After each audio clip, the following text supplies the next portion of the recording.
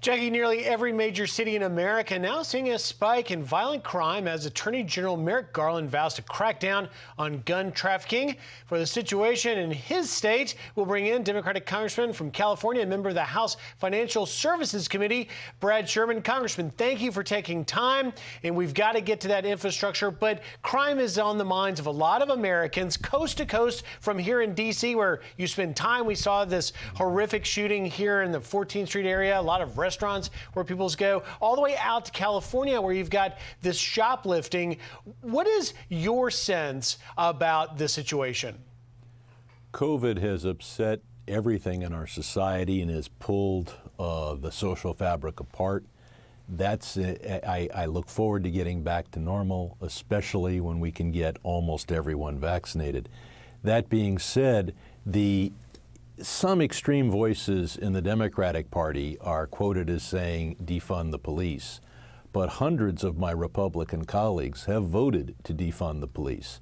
You see, in our society, police are paid for by cities. How is that, sir? Let me stop you there for a second. Well, how are Republicans voting to defund it's the simple. police? City governments spend the lion's share of their budget on police. City budgets were in a tailspin because of lost revenue because of COVID, particularly when people weren't in the stores and weren't at the restaurants and were not paying sales tax. When city budgets had that tailspin and were looking to defund police and defund everything else that cities do, Democrats stepped up and made sure that cities could continue operations. And their number one operation, police.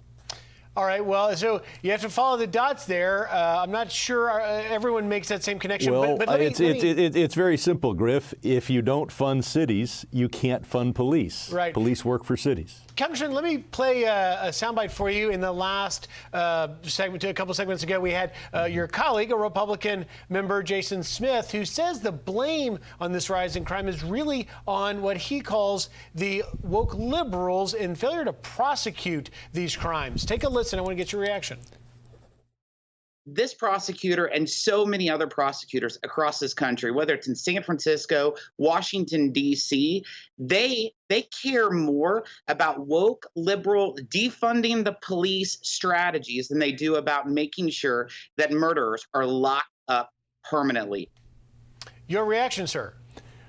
Well, we have a couple of places in the country where prosecutors have taken a particular turn. But we see, as you said, and when you started this segment, a rise in crime in all of our cities. So it's clear that this rise in crime is not confined to those cities that have had a change in their prosecutorial policies. The rise in crime has come in significant part, because of the psychological and physical and economic effects of COVID. And if we get vaccinated, we can put that behind us. Congressman, let's turn the topic a little bit, because I did promise infrastructure. We got to get into it because it looks like there may be a bipartisan deal as it relates to physical infrastructure, possibly on Monday, but yet a lot of Republicans saying that it is a, quote, hostage situation because Speaker Pelosi will not take it up unless it also includes that $3.5 trillion budget reconciliation measure that includes things like climate change and child care. The fact is, it's hard to accuse Pelosi of hostage taking when the hostage doesn't exist yet. The bill hasn't been written. When the bill is written, and if it passes the Senate, we'll deal with it in the House. But my expectation is that we'll deal with two bills as a tandem, a reconciliation bill and a bipartisan bill. And we should deal with them in tandem. They are both focused on the same thing. They involve huge additional amounts of spending, and it would be crazy to look at one bill while covering your eyes and not noticing that there's a second bill.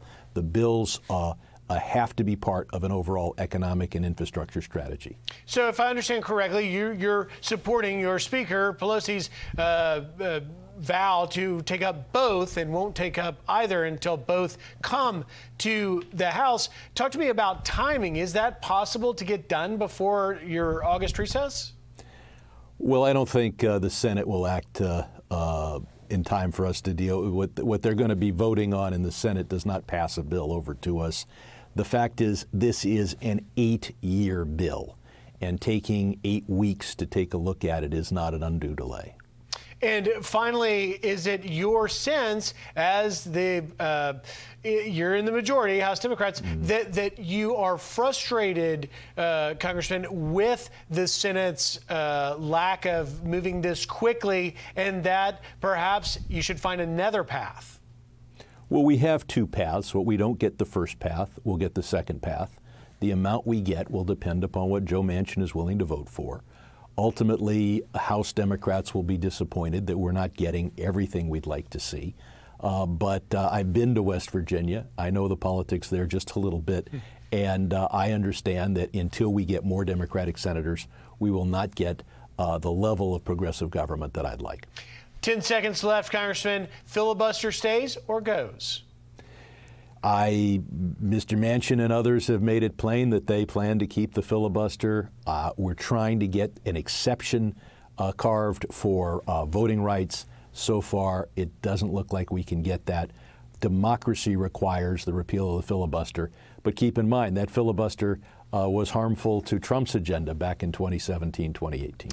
Congressman Brad Sherman, thank you for taking time. Very insightful thoughts. Come back and visit us again. Thank you. Good.